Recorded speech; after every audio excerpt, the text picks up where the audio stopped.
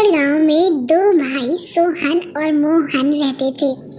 दोनों किसान थे। दोनों खेती कर कर अपना घर का गुजारा चलाते थे।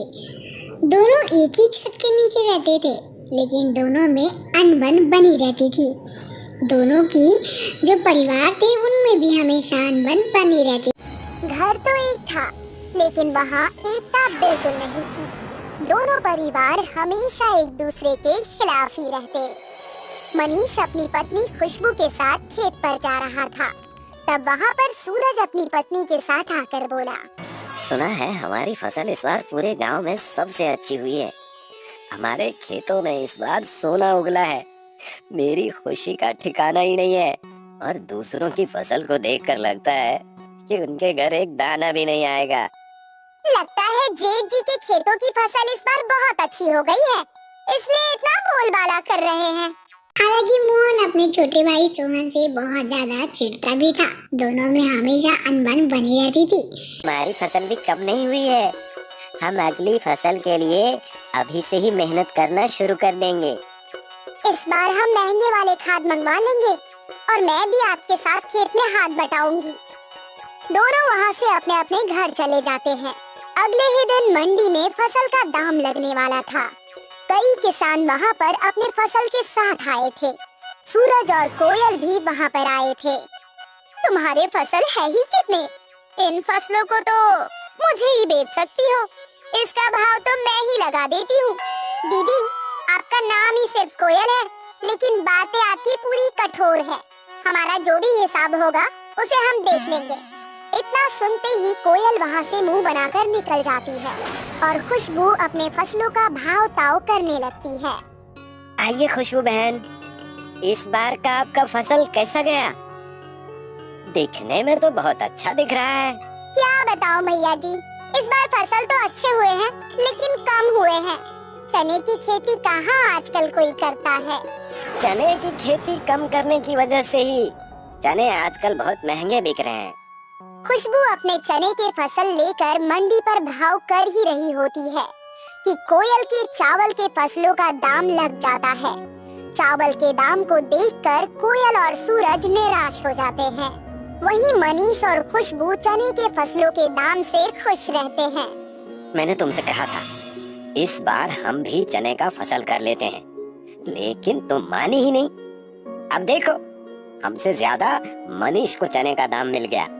अरे, तो कौन सी इतनी बड़ी बात हो गई? हम भी अगली बार चने की फसल करेंगे। इसमें कौन सी बड़ी बात है? सूरज और कोयल दोनों चने की खेती तैयार करने लगते हैं। दूसरी तरफ मनीष और खुशबू भी चने की फसल की तैयारी में लग जाते हैं। अजी सुनती हो, इस बार हमें अच्छी तैयारी करनी है। इस बार भी हम चने के फसल उगाएंगे। समय बीत रहा था। सूरज महंगे महंगे खाद लेकर अपने चने की फसल पर डालता है और उनकी बहुत अच्छी तरह से देखभाल करता है।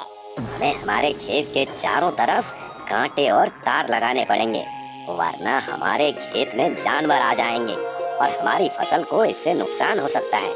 नहीं जी, पहले से ही हमारे फसलों में इस बार बहुत पैसे खर्च हो गए हैं और अब हम और खर्चा नहीं कर सकते।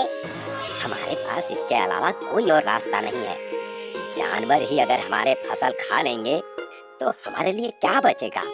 आपके भाई मनीष ने तो कांटे या तार नहीं लगाया है, तो हम क्यों परेशान हो रहे हैं? मनीष भी अपने खेतों की रखवाली बहुत अच्छी तरह से कर रहा था। हर रात वो अपने खेत के पास ही खटिया डालकर सोया करता। इस बार मैं अपने खेतों की ज्यादा रखवाली करूंगा। इस चने की खेती से ही मैं अपने पूरे साल का घर चला लूंगा। हमारी मनोकामनाएं जरूर पूरी होंगी जी। हम और मेहनत करेंगे। सूरज ने मनीष के चने की खेती देखी तो वो हक्का बक्का रह गया। मनीष की खेती में चने की फसल बहुत उपजाऊ और सोने जैसी चमक रही थी। सारी चीजें देखकर वो अपनी पत्नी कोयल के पास गया और उसे सारी बातें बताई। मैंने आज मनीष के चने की खेती देखी।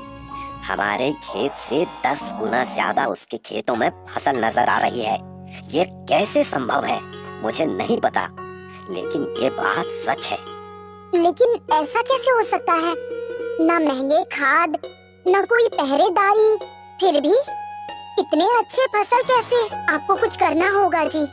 रुको, मैं इसका इलाज जानता हूँ। एक तांत्रिक है, वही इसका कोई उपाय बता पाएंगे। अब समझ लो उस मनीष का अंत समय आ गया है। सूरज और कोयल दोनों तांत्रिक के पास जाते हैं और उनसे इस समस्या का समाधान पूछते हैं। बगड़ बोल बच्चे, मैंने तेरी सारी बातें सुन ली।